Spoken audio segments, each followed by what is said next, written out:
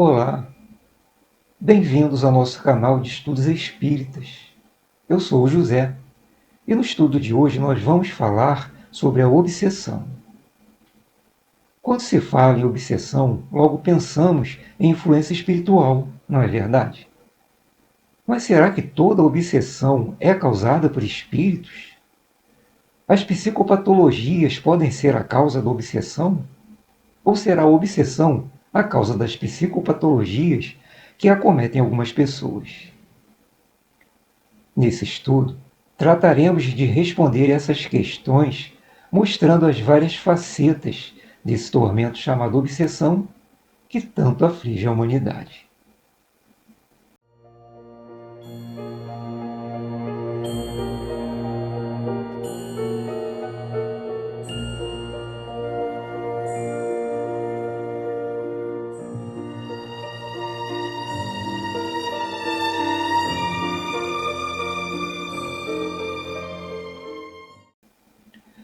A obsessão consiste em uma ideia fixa, um desejo irresistível de importunar ou perseguir alguém de forma insistente.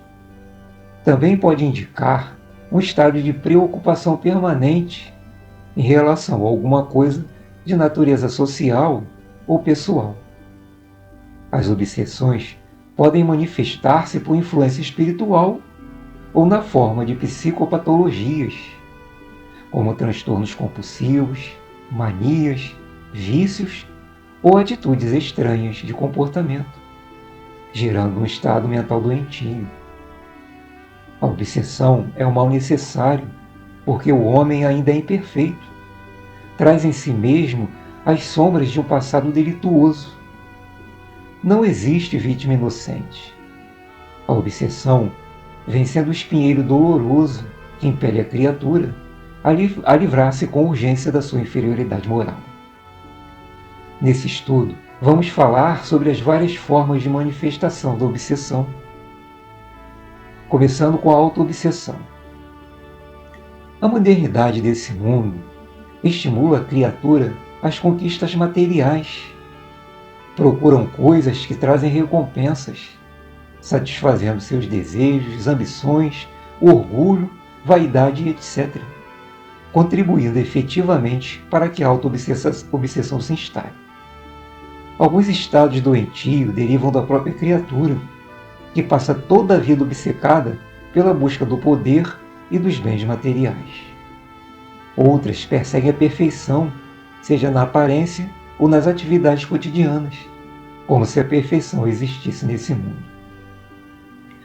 Tornam obsessores de si mesmo, comprometendo o bem-estar físico e a saúde mental. A obsessão de encarnado para encarnado. As obsessões entre encarnados aparecem em grande número nos diversos círculos do comportamento social humano, gerando conflitos pela negligência moral, mental e emocional. Muitas vezes, as vítimas de outrora reencarnam juntamente com seus algozes e, pelas afinidades, acabam se encontrando na jornada terrena.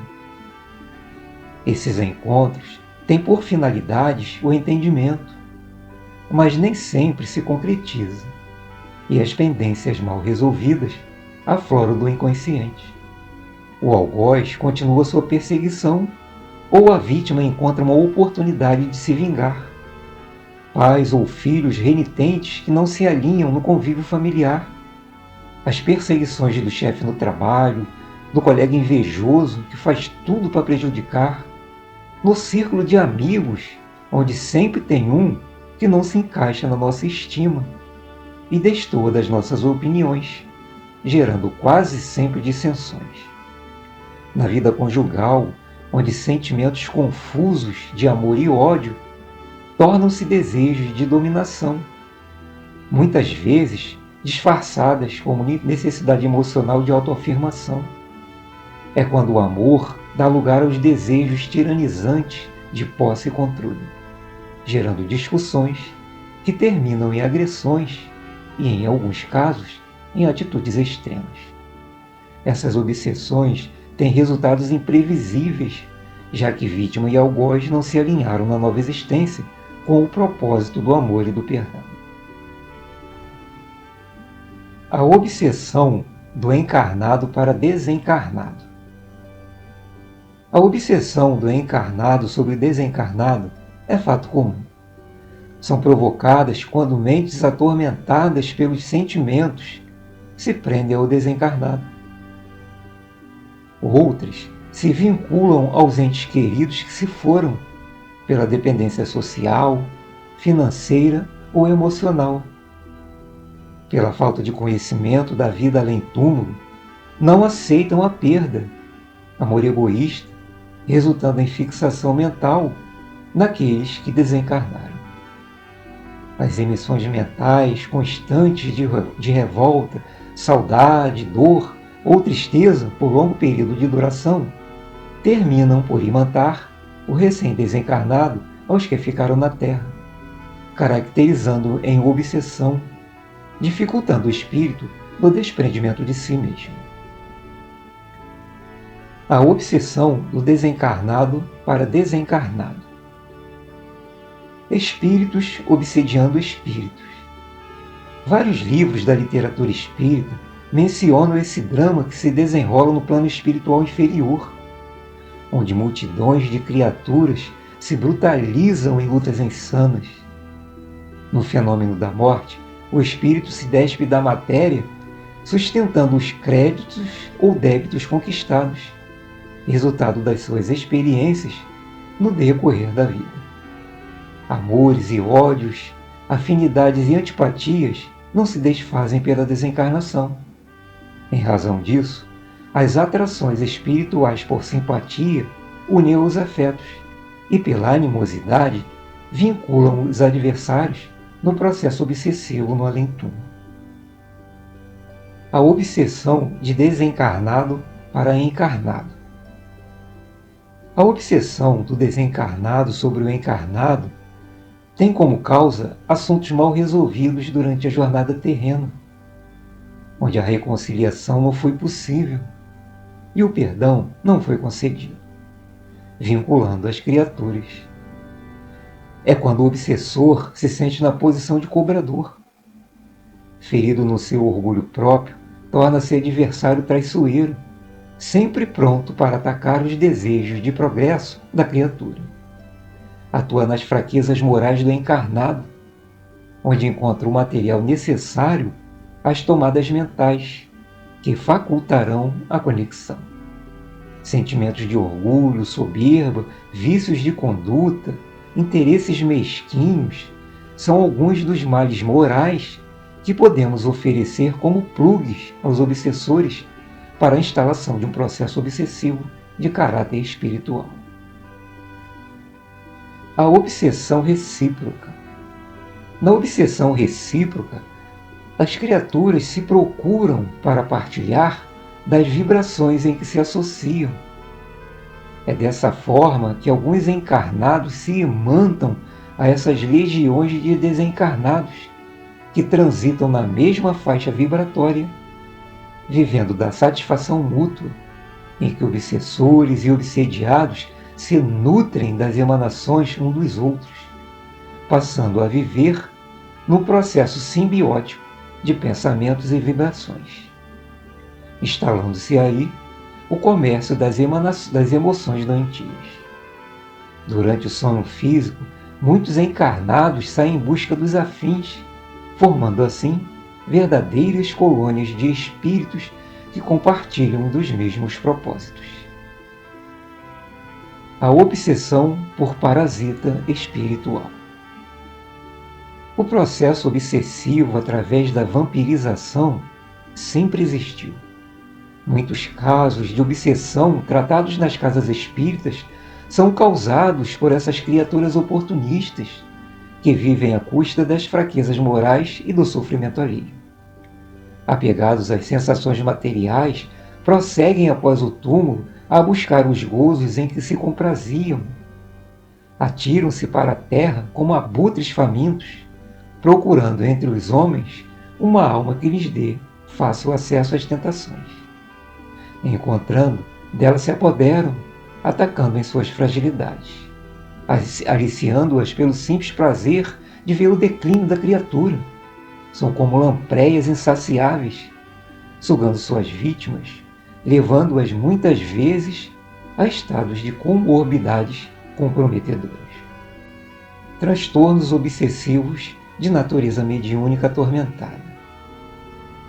Quando aflora a mediunidade ostensiva, sem o correto direcionamento, pode-se instalar no medianeio transtornos obsessivos de natureza mediúnica, acarretando distúrbios comportamentais, orgânicos e até mentais.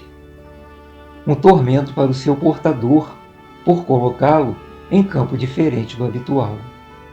Sem os recursos para anular as ondas psíquicas e as sensações físicas delas decorrentes, experimenta distúrbios nervosos, como a ansiedade, a depressão, a insegurança e o mal-estar físico, resultado da absorção das energias negativas que lhe são direcionadas do plano espiritual.